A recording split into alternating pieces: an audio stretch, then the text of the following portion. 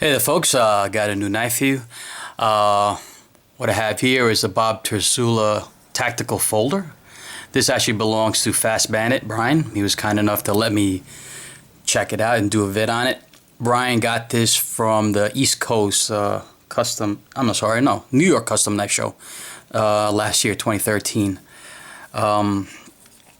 Yeah, he won the lottery. If you guys follow us on Wieners and Steel, Brian hit like friggin' 3 lotteries. He was just hitting everything.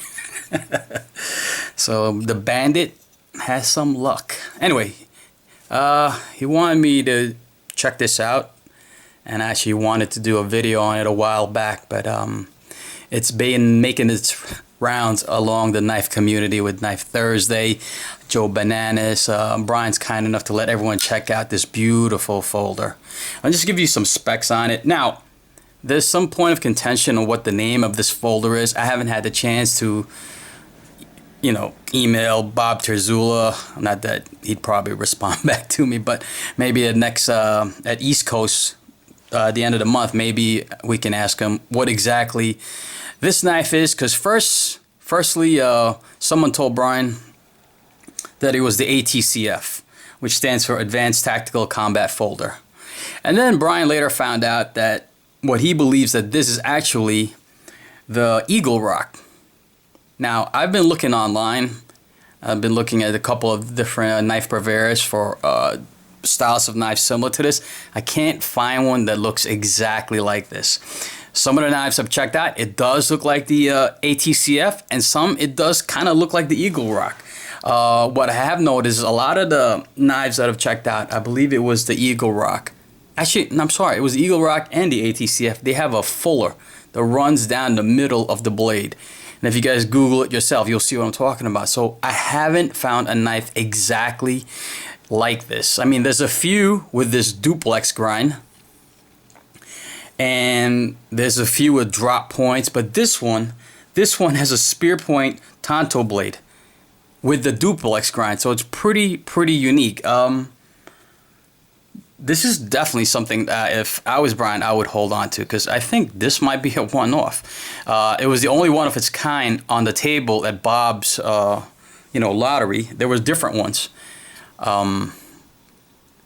So yeah, let's just go it's a Linerlock. Let me do some specs on it. So it's a Linerlock, titanium Linerlock.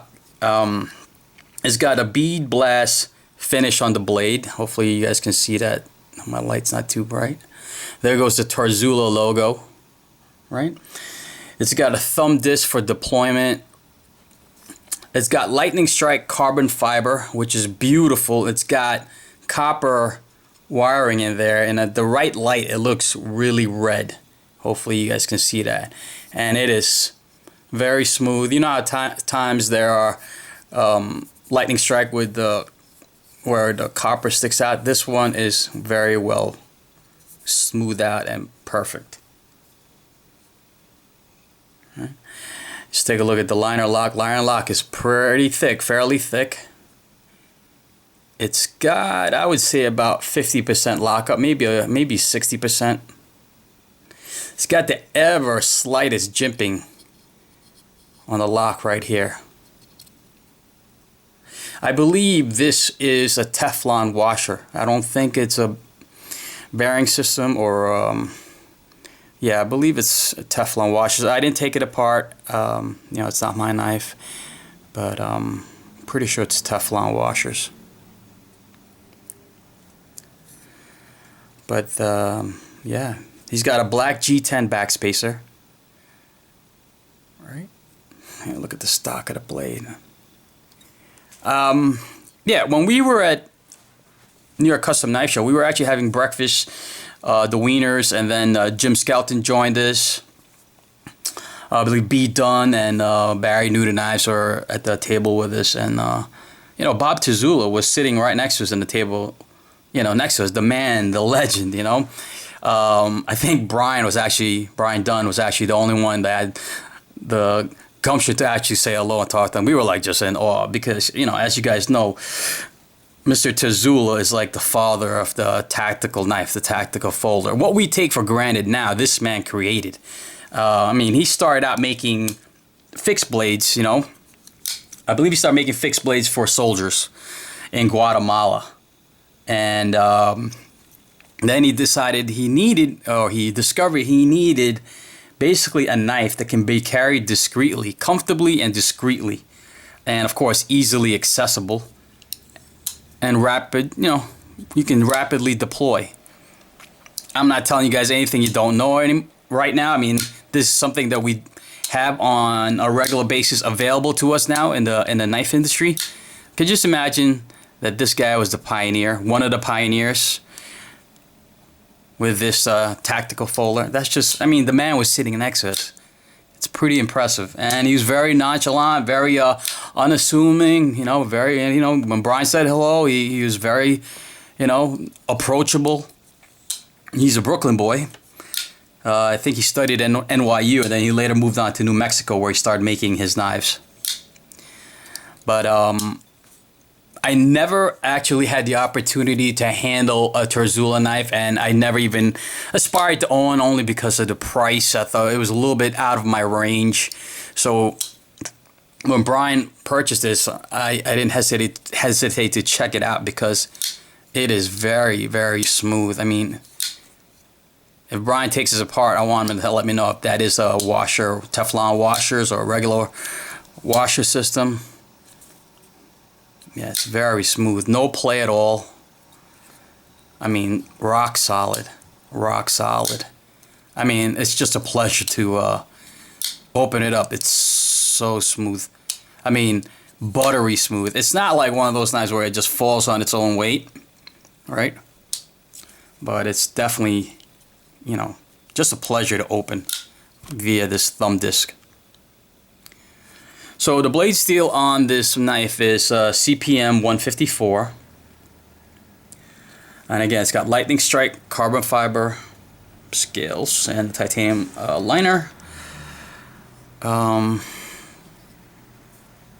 believe this is a titanium clip, and you can see that his name is on it. Right there. But now that I've checked it out, I've had it for like a week and a half, you know, I want one so bad now.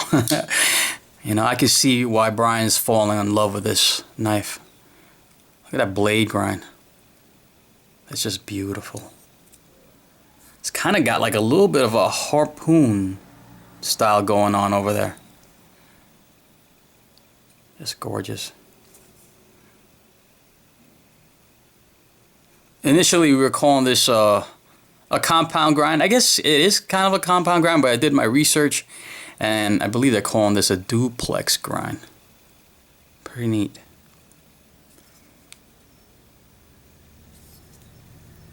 Yeah. It's a little big for my tastes, you know, for the tactical folders that I'm accustomed to, but it almost, to me, it reminds me like of like a bayonet knife that you would stick at the end of a rifle. But it's really gorgeous. And again, I tried to find something exactly like this. There was one that was pretty close in Arizona Custom, but not exactly. So this is a pretty unique knife that Brian has. If I was him, I'd hold on to this forever. Just look at the lines, how gorgeous it is. Just beautiful work. And East Coast comes, I'm definitely going to try to get one. I am sold. Sold, you know?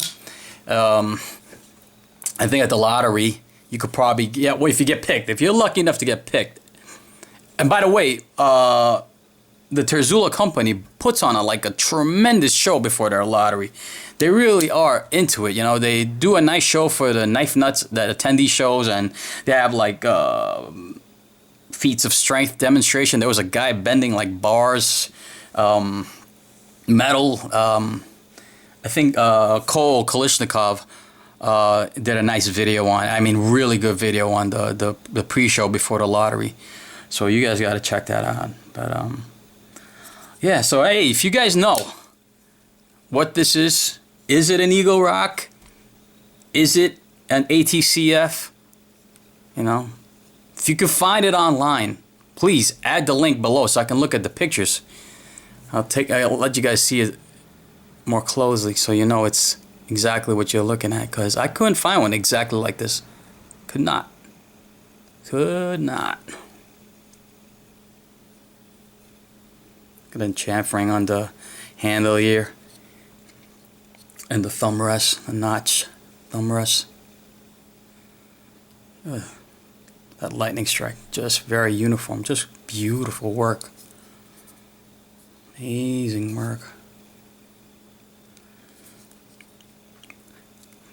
Doesn't have a lanyard loop or a hole. He's old school, very tactical. I mean, look at the thickness of that titanium liner. Just awesome. Good score. Good score, Fast Bandit. I mean, I just want to keep opening this and opening this and opening. This is so smooth. Alright, guys. Thanks for checking out my vids, and thanks for checking out Wieners and Steel. Appreciate all my new followers on Instagram and on YouTube. We try to put nice content for you guys. Hopefully it's not too offensive. I know our last Wieners and Steel was a little bit nutty. But you know, you get 4 guys, 5 guys together and we just lose our minds. But we appreciate you guys viewing our videos, watching our videos, and your comments. We love your comments, and if I love it also when you guys put down where you're watching from. That's amazing to me. We had a guy from South Africa watching. Pretty cool, pretty neat. So the reach of Wieners and Steel is worldwide, so we definitely appreciate that.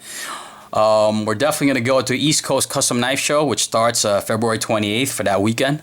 So look for us over there. We'd love to talk to you guys, and you know, if you're in the area, I mean, I don't know if we'll film one. At New York Custom Knife Show, we filmed the Wieners and Steel right there. Maybe we'll do that also. But yeah, hit us up. You'll find us. I don't know how people found us the last time, but somehow they found us. One guy recognized Fast Bandit's laugh. Another guy recognized my voice. Pretty cool. Yeah. All right, folks. Peace.